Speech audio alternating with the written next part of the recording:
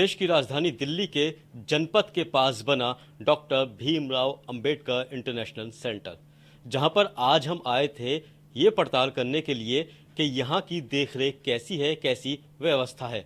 यहाँ पर आकर हमने लाइब्रेरी देखी, यहाँ के हॉल देखे और यहाँ पर जो साफ सुथराई थी उसके बारे में देखा। तो देखने के बाद हमारी ये इच्छा हुई कि हम मुलाकात यहाँ के डायरेक्टर साहब से करें। यहाँ पे जो डायरेक्टर साहब हैं विकास त्रिवेदी जी, हम उनके पास ही आए हुए हैं और आने के बाद जो हमें पता चला वो काफ़ी हैरत अंगेज करने वाला था। विकास त्रिवेदी जी एक ऐसे परिवार से आते हैं जो एक छोटे से उत्तर प्रदेश के कस्बे में रहता था और वहीं से उन्होंने अपनी पढ़ाई करी। पढ़ाई करने के बाद इलाहाबाद गए और इलाहाबाद के बाद जो है आर्मी में भर्ती होने के बाद उन्होंने देश की सेवा करी। सेवा ही नहीं बल्कि एक ऐसे पद पर थे जिस पद को पाने के लिए हर किसी की ख्वाहिश होती है। तो जाहिर सी बात है इंडिया इंटरनेशनल अंबेडकर भवन के अंदर इनकी डायरेक्टर पोस्ट की भर्ती हुई है। 2019 से अभी तक यहाँ पर ये कार्यरत हैं। देश के प्रधानमंत्री नरेंद्र मोदी ने इस अंबेडकर भवन का उद्घाटन 2017 में किया था और 2017 के बाद यहाँ पर कितनी तब्दीली आई है और क्या क्या देश के प्रधानमंत्री के जो सपने थे भीमराव अंबेडकर को लेकर, क्या उन सपने को आगे ले जाया जा रहा है। जी हाँ, हमारे साथ बातचीत करने के लिए मौजूद हैं विकास त्रिवेदी जी। सर, सबसे पहले आपका स्वागत है हमारे चैनल पर।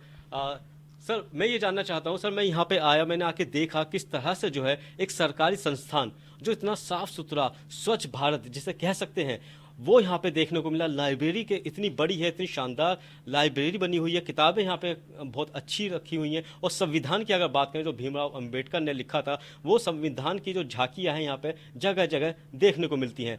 तो सर सबसे पहले मैं आपका जनता को परिचय देना चाहूँगा, आप अपने बारे में खुद बताइए सर।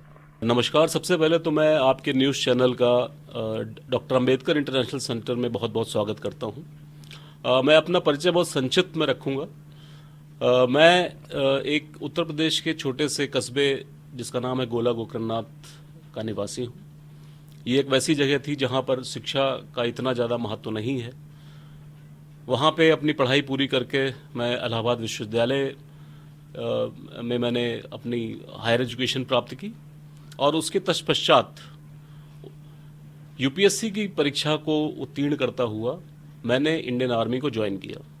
इंडियन आर्मी में मैंने तकरीबन 20 साल तक एज ए ऑफिसर काम किया है और उसके बाद मैं अब डेपुटेशन पे डॉक्टर अंबेडकर इंटरनेशनल सेंटर में एज ए डायरेक्टर 2018 से मैंने टेक ओवर किया है। डॉक्टर अंबेडकर इंटरनेशनल सेंटर एक बहुत ही महत्वपूर्ण स्थान है जिसको माननीय प्रधानमंत्री जी ने 2017 में जिसका उद्घाटन किया था। इस सेंटर का मुख्य उद्देश्य है कि बाबा साहब भीमराव अंबेडकर के विचारों को देश और दुनिया के अंदर फैलाना। बाबा साहब हमेशा से ही पिछड़ों की लड़ाई के लिए जो वर्ग जो पावदान में सबसे पीछे है उनके लिए हमेशा उन्होंने संघर्ष किया है और उसको ऊपर उठाने के लिए उन्होंने हमेशा काम किया है। इसी सपना को पूरा करने के लिए डॉक्टर अंबेडकर के विचारों को और जगह जगह तक पहुंचाने के लिए, उसको और अच्छी गति देने के लिए हमारे माननीय प्रधानमंत्री जी ने इस सेंटर का उद्घाटन किया। इस सेंटर में डॉक्टरेट और पोस्ट डॉक्टरेट फेलोशिप के लिए हम विद्यार्थियों का चयन करते हैं। डॉक्टर अंबेडकर इंटरनेशनल सेंटर का मुख्य उद्देश्य है कि समाज के तमाम दलित, शोषित और वंचित वर्ग के व्यक्तियों का उत्थान करना, उनकी जो भी समस्याएं हैं उनके ऊपर शोध करना और सरकार को उनके सरल तरीके से उनको किस तरीके से समाज के साथ आगे लाया जा सकता है, जोड़ा सकता है, उसके ऊपर कार्रवाई करना है। सर मेरा अगला सवाल ये है आपसे कि आपने जिस तरह से बताया कि काफ़ी वर्ग ऐसे हैं जिनका उत्थान करना है, तो सर कौन कौन सी योजनाएं जो हैं देश के प्रधानमंत्री द्वारा यहाँ पर चलाई जा रही हैं जिस पर काम चल रहा है। माननीय मंत्री डॉक्टर वीरेंद्र कुमार जी के नेतृत्व में ministry of social justice and empowerment, जिसके अंतर्गत डॉक्टर अंबेडकर फाउंडेशन नाम की संस्था आती है। ये बहुत ही बड़ी संस्था है, देशव्यापी संस्था है। इस संस्था के अंदर बहुत सारी ऐसी स्कीम्स हैं जिसके तहत वंचित और शोषित वर्ग के लोगों के लिए स्कीम्स चलाई जाती है। टोटल 12 स्कीम्स चलती हैं। उसमें से जो इम्पोर्टेंट स्कीम्स हैं वो हैं मेडिकल एड स्कीम, जिसके अंतर्गत किसी भी बीमार व्यक्ति को किसी भी लाइफ थ्रेटनिंग डिजीज के लिए उसको सहायता अनुदान दिया जाता है। अगली एक अच्छी स्कीम है डॉक्टर अंबेडकर इंटरकास्ट मैरिज। इस स्कीम के अंतर्गत अंतरजातीय विवाह करने वाले कपल्स को एक अच्छी राशि मुहैया कराई जाती है।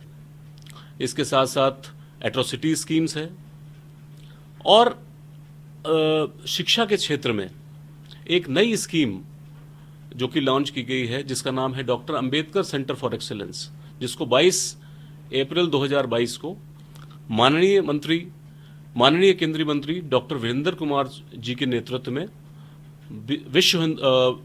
बनारस हिंदू यूनिवर्सिटी से इसको लॉन्च किया गया था। इस स्कीम के तहत टोटल 30 सेंट्रल विश्वविद्यालयों में 100 छात्र पर विश्वविद्यालय के हिसाब से उनको यूपीएससी की तैयारी कराने के लिए चयनित किया जा रहा है। तो सारा खर्चा जो है वो यहीं से होता है या फिर जो तैयारी करते हैं छात्र यूपीएससी की, वो जैसे ट्यूशन होता है या अन्य तरह की फीस होती हैं, तो उसमें किस तरह से मदद की जाती है? इस स्कीम के तहत पर छात्र के हिसाब से 75,000 रुपये का अनुदान विश्वविद्यालय को दिया जाता है। इसमें टोटल फ्री कोचिंग है, जिसके अंदर छात्र को अपनी तरफ से कोई भी एक नया पैसा लगाने की जरूरत नहीं है। सर, मैं आपसे ये जानना चाहता हूँ, जिस तरह से देश के प्रधानमंत्री हैं, पहली बार जब वो प्रधानमंत्री बने थे, संसद के अंदर गए थे, तो संविधान के सामने उन्होंने मत्था टेका था, संसद के सामने मत्था टेका था, और जब ये अंबेडकर भवन बनाया गया था तो यहाँ पर भी आके उन्होंने प्रणाम किया था। तो जो सर, जो भीमराव अंबेडकर की जो योजनाएं हैं, जो उनके सपने हैं, उन्हें किस तरह से देश के प्रधानमंत्री माननीय नरेंद्र मोदी जी आगे लेकर जा रहे हैं? देश के प्रधानमंत्री माननीय नरेंद्र मोदी जी ने जब से सत्ता में आए हैं तब से उन्होंने इतने सारे काम किए हैं जिससे बाबा साहब भीमराव अंबेडकर का नाम पूरे विश्व में हर जगह फैल गया है। सबसे इम्पोर्टेंट काम उन्होंने जो किया था, आते ही उन्होंने बाबा साहब अंबेडकर से जुड़ी 5 जगहों को, इम्पोर्टेंट जगहों को पंच तीर्थ के नाम से उन्होंने घोषित किया। जैसे कि मऊ, जहाँ पे बाबा साहब का जन्म हुआ, उनकी शिक्षा भूमि लंदन, उनकी दीक्षा भूमि नागपुर, उनकी चैत्य भूमि जैसे कि मुंबई, और महापरिनिर्वाण भूमि जो कि दिल्ली में 26 अलीपुर में स्थित है, जहाँ पे एक भव्य मेमोरियल का निर्माण किया गया है। सो मोदी जी ने आते ही सबसे पहला ये काम किया था कि इनको सब इन जो इम्पोर्टेंट प्लेसेस हैं जो बाबा साहब से जुड़ी हुई हैं उनको जोड़ना, उनका एक सर्किट बनाना, और बाबा साहब को जो ड्यू उनका जो रिस्पेक्ट था, जो ड्यू उनका जो सम्मान होना चाहिए था सोसाइटी में, और जो बाबा साहब को जो उनके विचार थे उनको उन्होंने सर्वोपरि रखते हुए एक इतने अच्छे चीज का गठन किया। और साथ साथ उन्होंने ये डॉक्टर अंबेडकर इंटरनेशनल सेंटर जहां पर बैठे हुए हैं, इस जगह का भी परिकल्पना माननीय प्रधानमंत्री जी ने की थी और इसको समयबद्ध तरीके से इसका उद्घाटन किया था। और जैसे आपको पता है अब कि ये जो संस्था है डॉक्टर अंबेडकर इंटरनेशनल सेंटर, आज की दिनांक में पूरे देश में इसकी चर्चा है।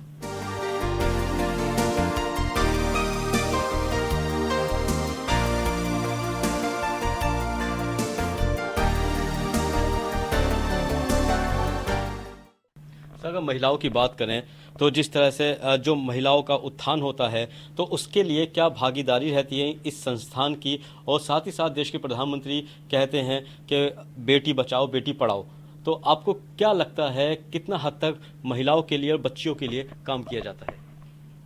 जी, बहुत अच्छा सवाल आपने किया है। महिलाओं को लेकर डॉक्टर अंबेडकर इंटरनेशनल सेंटर और डॉक्टर अंबेडकर फाउंडेशन माननीय केंद्रीय मंत्री डॉक्टर वीरेंद्र कुमार जी के नेतृत्व में और उन्हीं के आदेशों के हिसाब से ड्यू उनका है उसको दिया जाता है। और इसी प्रकार से जो स्कीम हम लोगों ने लॉन्च की है, जैसे doctor Ambedkar centre for excellence, इसके अंतर्गत भी 33% रिजर्वेशंस महिलाओं के लिए दिया गया है। सो आप देख सकते हैं, और यहाँ पे अगर आप डीआईसी के अंदर या किसी भी हमारे ऑफिसेस के अंदर आप जाएंगे तो आपको महिलाओं का रिप्रेजेंटेशन 33 नहीं लगभग 50% के हिसाब से मिलेगा।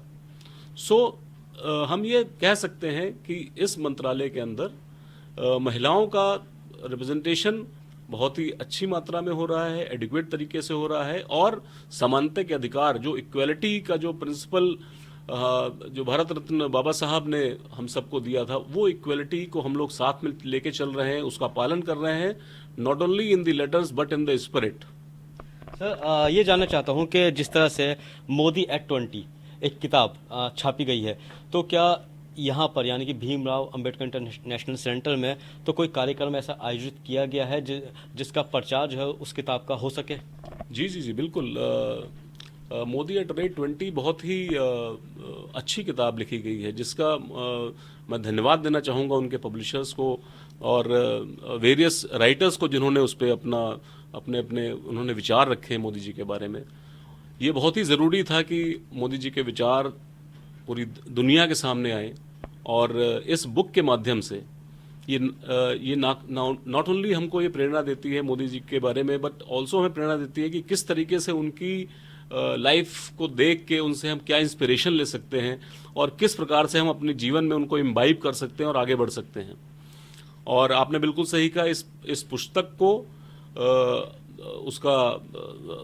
उसके ऊपर चर्चा हमारे डीआईसी में की गई थी पिछले महीने के दौरान, जिसमें हमारे केंद्रीय मंत्री डॉक्टर वीरेंद्र कुमार जी ने उस कमीशन पर प्रिसाइड किया था, और साथ साथ कई और मंत्रीगण उसमें मौजूद रहे थे, और काफ़ी भारी मात्रा में दर्शक आए थे, यहाँ पे ऑडियंस आई थी, और बहुत ही पॉजिटिव चर्चा हुई थी। उसमें से बहुत सारी चीज़ें ऐसी निकल के आई थी जिसको दर्शक जिन्होंने किताब पढ़ी नहीं थी उनको भी समझ में आया कि इस किताब का कितना महत्व है, और इस किताब के साथ किस प्रकार से वो अपने जीवन को आगे अच्छे से लाइन पे ला सकते हैं। अच्छा सर, मेरा एक सवाल और है कि जैसे देश के प्रधानमंत्री हैं नरेंद्र मोदी जी, वो यहाँ पे भी आते होंगे, तो जैसे आपसे उनकी कभी मुलाकात हुई होगी, चर्चा होती होगी भीमराव अंबेडकर को लेकर, तो उनका जो फोकस रहता है वो फोकस क्या रहता है? जी देखिए, प्राइम मिनिस्टर जी के साथ डायरेक्ट इंटरेक्शन डायरेक्टर लेवल पे नहीं होता है। प्राइम मिनिस्टर देश के प्राइम मिनिस्टर हैं, वो उनका विजन ही उनकी जो स्पीचेस होती हैं, उनके जो विजन होते हैं, उनकी जो बुक्स लिखी जाती हैं, उनको देख के ही हम सब इंस्पिरेशन लेते हैं। जो ऑर्डर्स जो आते हैं, इन सब चीज़ों से एक ही तात्पर्य लगाया जा सकता है कि मोदी सरकार की इंटेंशन बहुत ही अच्छी है, बहुत ही पॉइस है, और समाज के हर वर्ग को बाबा साहब के बताए हुए रास्ते पर आगे ले जाने के लिए सबको आगे प्रेरित करती है, इक्वालिटी का भाव रखती है। जो सस्टेनेबल डेवलपमेंट गोल हैं उनको हमेशा सर्वोपरि रखा गया है, जिसका मेन मकसद है कि उसमें समाज के हर तबके को एक साथ लिया जा सके, उनको सब एक साथ बढ़ाया जा सके। तो उसके ऊपर हम लोग सब काम कर रहे हैं, और माननीय प्रधानमंत्री मोदी जी के नेतृत्व में, और साथ साथ अपने केंद्रीय मंत्री डॉक्टर वीरेंद्र कुमार जी के नेतृत्व में ये मंत्रालय और ये जो सेंटर है डॉक्टर अंबेडकर इंटरनेशनल सेंटर हर वो काम कर रहा है जिससे बाबा साहब का सपना पूरा हो सके। सर मेरा आखिरी सवाल आपसे ये है, थोड़ा पर्सनली है, कि जब आपने यहाँ पे ज्वाइनिंग की थी, क्योंकि आप आर्मी से बिलोंग करते हैं, तो जाहिर सी बात है आर्मी के अंदर रूल रेगुलेशन बड़े स्ट्रिक्ट होते हैं, तो आपको यहाँ पे आने के बाद ऐसी क्या कमी लगी, आपने क्या चेंजिंग करने की कोशिश करी? कि क्योंकि आर्मी वाले लोग हर चीज़ परफेक्ट चाहते हैं, तो क्या बदलाव आपने किया पिछले 3-3.5 सालों में? जी, काफ़ी सारे बदलाव हुए हैं। लोगों का टाइम पे आना और जाना बिल्कुल कर दिया गया है, बिल्कुल टाइम से चीज़ें चलती हैं, चीज़ों को अच्छे से मेंटेन किया जाता है। जिस प्रकार से आप देख रहे हैं यहाँ पर हैं, इन्वायरमेंट के ऊपर बहुत ध्यान दिया गया है, बहुत सारे पेड़ पौधों को लगाया गया है, क्लीननेस ड्राइव की जाती है टाइम टू टाइम, और साथ साथ यहाँ पे इस प्लेस को और भी वाइब्रेंट बनाने की कोशिश की जाती है कि किस तरीके से ज़्यादा से ज़्यादा लोग इसको विजिट कर सकें, बाबा साहब के सपनों को समझ सकें, लाइब्रेरी का इस्तेमाल कर सकें। लाइब्रेरी के अंदर बुक्स का बहुत सारा हम लोगों ने प्रोक्योरमेंट करके रखा हुआ है। डिजिटली इसको काफ़ी जोड़ा गया है। विश्व के 100 कॉन्स्टिट्यूशन यहाँ पे हमने रखे हुए हैं ताकि हम कंपेयर कर सकें कि भारत माता का जो कॉन्स्टिट्यूशन है वो कितना विशाल और गरिमापूर्ण है। इन सब चीज़ों को छोटे छोटे बदलाव किए गए हैं जिससे और एम्प्लॉयज़ का सबसे बड़ा है कि उनका मेंटल सेटिस्फैक्शन, उनका हेल्थ सेटिस्फैक्शन, उनका जो हैप्पीनेस इंडेक्स है उसको किस तरीके से ऊपर रखा जाए, उस पर बहुत बहुत ध्यान दिया जाता है। तो जो पिछड़ा वर्ग है, अगर वो कोई अपना जो भी योजना होती है सरकार की तरफ से या संस्थान की तरफ से, जो भी उन्हें बेनिफिट मिलना चाहिए, तो उसे वो किस तरीके से पा सकते हैं? क्योंकि बहुत से लोग ऐसे होते हैं जिन्हें जो इंटरनेट नहीं चलाते हैं, सोशल मीडिया नहीं चलाते हैं, उन्हें पढ़ाई लिखाई नहीं आती है, लेकिन उन्हें ज़रूरत है एक्चुअल में उस चीज़ की, तो उसके लिए आप क्या करते हैं सर? देखिए, सबसे बड़ा जो अगर आप समाज को कुछ दे सकते हैं एज ए अधिकारी होने के नाते है, तो सबसे बड़ा चीज़ है कि आप सरकार की नीतियों को और सरकार की जो स्कीम्स हैं उसको जन जन तक पहुंचाएं। तो सबसे पहले कोशिश रहती है कि यहाँ जो भी लोग विजिट करते हैं या जो लोग और अपने ऑफिसर्स के माध्यम से भी सबको जागरूक बनाया जाता है कि अपनी स्कीम्स को ज़्यादा से ज़्यादा तक लोगों को बताएं, उनको समझाएं, मौखिक रूप से समझाएं। तो इसके लिए विभिन्न देशों से आए हुए लोगों, जैसे हमारी चेयर्स हैं पूरे विश्व पूरे देश में, और डे स्कीम के लिए, तो वहाँ पे भी हमने अपनी स्कीम्स का प्रचार किया ताकि वहाँ से जो प्रोफेसर्स हैं और वहाँ से जो हमारे जुड़े हुए लोग हैं उसको जन जन तक, नीचे देश के कोने कोने तक हमारी स्कीम्स को पहुँचाएं।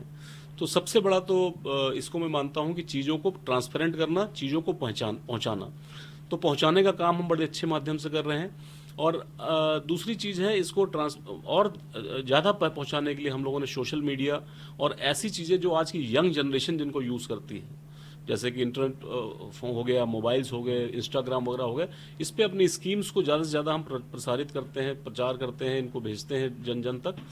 और उसके साथ साथ ट्रांसपेरेंसी, एक बार अगर किसी की एप्लीकेशन आ गई तो उस पर कार्रवाई 100% की जाएगी। उसको जो पैसा जिस गरीब का है, ये संस्थान जो है ये दलित, वंचित, शोषित लोगों की संस्थान है, तो इसके अंदर जो भी गवर्नमेंट का अनुदान आता है या जो भी गवर्नमेंट का पैसा है, ये इनका पैसा है। तो कोशिश ये की जाती है कि जिसका पैसा है उसको सुचारू रूप से जाता रहे और उसके बीच में कोई ना कोई उसको उसको रोकने बीच में ना आए। तो ये करने से डायरेक्ट बेनिफिट ट्रांसफर जो कि सरकार का बहुत अच्छा पहल है, डायरेक्ट बेनिफिट ट्रांसफर को किया जाता है ताकि करप्शन बिल्कुल जीरो हो और ट्रांसपेरेंसी पूरी मेंटेन रहे। जिसने भी डॉक्यूमेंट सही से अपने जमा किए हुए हैं उसको कोशिश की जाती है 100 नहीं 200% उसको इसका अनुदान दिया जाए। और अगर कोई किसी को नहीं मिल पा रहा है तो उसको जो भी उसका रीज़न है, उसके अगर कोई डॉक्यूमेंट कम है या उसका कोई और त्रुटि रह गई है जो लीगली होनी चाहिए पूरी, उसको पूरा करा के उनको हम लोग पूरा देने की कोशिश करते हैं और वापस उनको कॉल बैक कराते हैं कि नॉट ओनली कि आपने एक तरफा कम्युनिकेशन नहीं है, it's a 2 way communication now. आपने अप्लाई कर दिया, आपकी एप्लीकेशन यहाँ आ गई, ये हमारा फर्ज है कि आपको बताना कि आपकी एप्लीकेशन में त्रुटियां हैं, उसको सही करके दीजिए। इंक्वायरी करके पूछा जाता है कि जी, हमारे पास फोन है और हम लोग के जो सेक्शन इंचार्ज हैं जो वेरियस स्कीम को डील करते हैं, उनको सख्त आदेश है कि अगर आपकी एप्लीकेशन आपके पास आ गई है तो आपकी जिम्मेदारी है उसको कम्युनिकेट करना कि आपकी एप्लीकेशन में ये प्रॉब्लम है, आप इसको सही करिए। और zero corruption, no tolerance to corruption is maintained in this office. झूठी शिकायत पे भी इंक्वायरी में करता हूँ। अगर किसी ने बाहर से फोन भी कर दिया या बता दिया कि ऐसे करके कोई गलत काम कर रहा है, बात कर रहा है, यहाँ इंक्वायरीज तुरंत की तुरंत हो जाती हैं। इसलिए कोशिश तो ये है कि ट्रांसपेरेंट तरीके से जो गवर्नमेंट की स्कीम्स हैं उनको जन तक पहुंचाया जा सके। और मैं तो ये मानता हूं कि जो स्कीम को रोक रहा है या जो अपना काम ढंग से नहीं कर रहा है वही सबसे बड़ा क्रिमिनल है। वो अगर उस पैसे को जिस गरीब का पैसा है उस तक ना पहुंचे तो रोकने वाला ही सबसे बड़ा क्रिमिनल होता है। तो हम इस सिद्धांत पे काम करते हैं। बहुत शुक्रिया। तो हमारे साथ बातचीत करने के लिए थे विकास त्रिवेदी जी। जो हमने यहाँ पे आके देखा, पड़ताल करी, वो पड़ताल एकदम सही साबित हुई, क्योंकि हम ये सोच कर आए थे कि हमें यहाँ पर कोई गलती मिलेगी, कोई कमी मिलेगी, लेकिन जब हमने यहाँ पर आकर देखा, डॉक्टर साहब का बिहेवियर देखा और यहाँ का जो मेंटेनेंस है या फिर साफ सुथराई है जो देखी, तो कहीं ना कहीं वो पड़ताल हमारी झूठी हुई। और ये पड़ताल सामने आई है कि जो भी देश के प्रधानमंत्री देश के लिए कर रहे हैं, अंबेडकर भवन के अंदर कर रहे हैं, वो काबिले तारीफ है। कैमरामैन अमन के साथ वाजिद अली, APN न्यूज़, दिल्ली।